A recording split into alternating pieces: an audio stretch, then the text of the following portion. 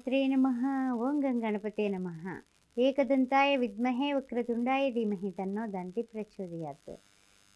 మనిషి యొక్క స్వభావం ద్వాదశ రాశుల వారిలోని మార్పులు ఏం కలిగిస్తాయి గోచార రీత్యా తెలుసుకుందాం. మరి అంటే మనకి గ్రహాల యొక్క అనుగ్రహం కావాలి కాబట్టి ఈ యొక్క గోచార రీత్యా గ్రహ సంచారం ద్వాదశ రాశుల వారికి ఏ విధంగా ఉంది అన్నది మనం ఇప్పుడు తెలుసుకుందాం. ఓం శ్రీమాత్రే నమః.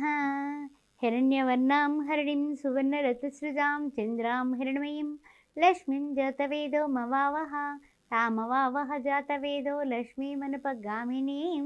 ఓం శ్రీమాత్రే నమః.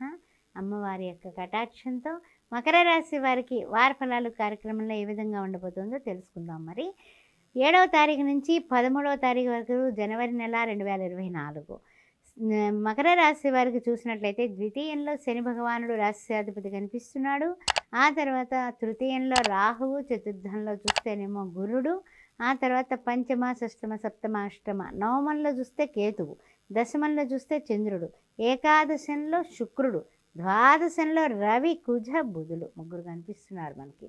రవి, కుజ, బుధులు వీరి యొక్క సంచారం వలన మనకు కలిగేటటువంటి శుభ ఫలితాలు ఏమిటయ్యా అనే విషయాన్ని చూద్దాం. రవి ద్వాదశంలో ఉన్నాడంటే కొంచెం అనారోగ్య సమస్యలు తెచ్చిపెడతాడు కాబట్టి కాస్తంత మీరు జాగ్రత్తగా చూసుకుంటూ, అంటే ఏమిటంటే ఆరోగ్యం భాస్కరాది ఇచ్చేది అన్నారు. సూర్య నమస్కారాలు చేసుకుంటూ, సూర్యుని ఆరాధించుకుంటూ చక్కగా ముందుకు వెళితే మీకు అన్ని విధాలా శుభప్రదంగా ఉంటుంది. ఆరోగ్యం భాస్కరాది ఇచ్చేది అన్నాం కాబట్టి ఆదివారం పూట ఏమైనా కుక్కలకి చక్కగా చపాతీలు చిన్నగా ముక్కల కింద చింపేసి వేయడం వల్ల కూడా మీకు ఆరోగ్య సమస్యలు లేకుండా ఉంటాయి. అది బాగా గుర్తుపెట్టుకోండి. రెండవ విషయానికి వచ్చినట్లయితే కనుక చంద్ర సంచారం చూస్తే 7వ తారీఖున కన్యలో ఉన్నాడు, 8వ తారీఖున తులలోకి వస్తాడు, 10వ తారీఖున చూస్తే వృశ్చికంలోకి, ఆ తర్వాత చూసినట్లయితే కనుక తర్వాత ధనస్సు రాశిలోకి వస్తాడు. ఏ విధంగా అయినా సరే ఈ చంద్ర సంచారం వలన మనకు కలిగేటటువంటి ఇబ్బందులు ఏమిటయ్యా అంటే ఇబ్బందులు చూస్తే ఏం కనపడటం లేదు, అంతా కూడా చాలా బాగానే ఉంటుంది. కానీ కొన్ని జాగ్రత్తలు తీసుకుంటే అన్ని విధాల అన్ని పరిస్థితుల్ని కూడా మనం అధిగమించగలుగుతాం. ముఖ్యంగా కొన్ని జాగ్రత్తలు అంటే ఏమిటయ్యా అంటే కనుక మానసికమైన ఒత్తిళ్ళు, టెన్షన్స్ తగ్గించుకొని ప్రశాంతంగా ఉండేలాగా మన టైంని జాగ్రత్తగా కాల నియంత్రణ అంటూ ఉంటారు కదా, సమయ పాలన అలాంటివి చేసుకోవాలి.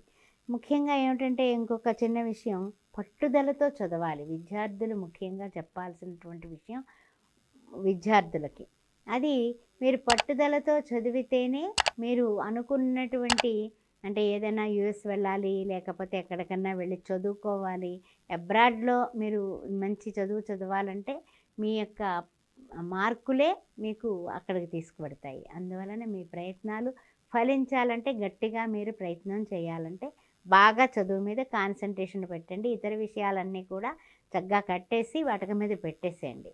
అంతేగాని మీ యొక్క కాన్సన్ట్రేషన్ అంతా, దృష్టి అంతా కూడా మీ చదువు మీద పెట్టండి. ఏకాగ్రతగా చదవండి. ఆ తర్వాత సామాన్యంగా ఉంటుందండి ఆరోగ్య పరిస్థితి. ఇందాక చెప్పాను, ఆరోగ్య కారకుడైనటువంటి రవి ద్వాదశంలో ఉండడం వల్ల సామాన్య ఆరోగ్య పరిస్థితి నేను చెప్పింది మీరు రెమెడీ చేసుకోవడం వల్ల కూడా మీకు బాగుంటుంది. ఆ విషయంలో మీరు ఏం బెంగ పెట్టుకోక్కర్లేదు, ఆరోగ్యం పర్వాలేదు. కానీ ఏంటంటే కొన్ని విషయాల్లో పోటీతత్వానికి, ముఖ్యంగా వ్యాపారస్తులండి, పోటీతత్వంలో వాళ్ళే ఉంటారు కదా. ఉద్యోగంలో పోటీ పడాలి అంటే సహోద్యోగులు వాళ్ళు ప్రమోషన్కి మనకు అడ్డంకిగా ఉన్నారు అని పోటీ పడితే కూడా మనకి ఒక చెప్పాలంటే కనుక ఒక సీక్వెన్స్లోనే వస్తుంది, కానీ మనకి మామూలుగా కాదు. కానీ వ్యాపారంలో ఉన్న వాళ్ళకి ఎలా ఉందంటే వాళ్ళు అంత పెట్టుబడి పెట్టారు, మనం కూడా అప్పు చేసన్నా పెట్టేయాలి అనే తాపత్రయపడుతూ ఉంటారు. అది రియల్ ఎస్టేట్ రంగం అయి ఉండొచ్చు, ఇంకా లేకపోతే ఏదైనా సరే మనకి వ్యాపారాలు, రకరకాల వ్యాపారాలు ఉన్నాయి. అన్ని రకాల వ్యాపారాల్లోని కూడా మీరు అలా తొందరపాటు పనులు చేయకండి.